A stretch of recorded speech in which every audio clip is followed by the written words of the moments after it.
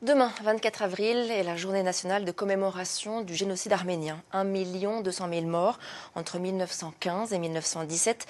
Valence, dans la Drôme, accueille depuis les années 20 l'une des plus importantes communautés arméniennes de France. Hugo Chaplon et Mathias Arez. Donc il y avait plein de commerçants arméniens. Et ici, c'était un Arménien qui tenait, c'était un restaurant, un café avant. À Valence, les traces de passage des Arméniens ne manquent pas.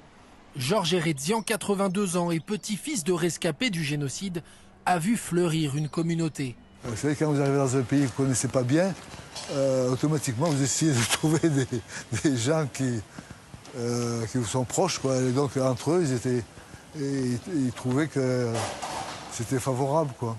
Dans les années 1920, une vague d'immigration arménienne fuit l'Empire ottoman pour échapper à la mort. Avec des escales diverses, certains rejoignent la Méditerranée, puis enfin le port de Marseille. Ils sont remontés la vallée du Rhône. En remontant la vallée du Rhône, il y a tout un tas de communes qui ont des communautés.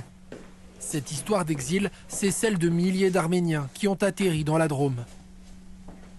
Ma grand-mère Paris, née à Harput, Harpert, ma tante Enza, mon père Bedros et mon grand-père Razar et Mirzian, donc devenu Amirzayan, donc rescapé du génocide, elle et lui.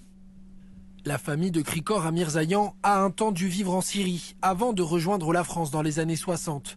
110 ans après le génocide, et alors qu'aucun témoin ne vit encore, le souvenir douloureux reste. Aujourd'hui même la 5e génération, elle est là, dans cette transmission-là.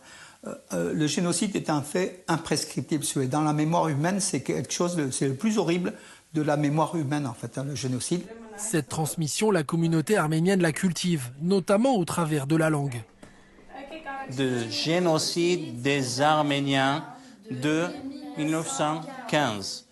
Ուրեմն 110-րդ ամյակը հայոց ցեղասպանության.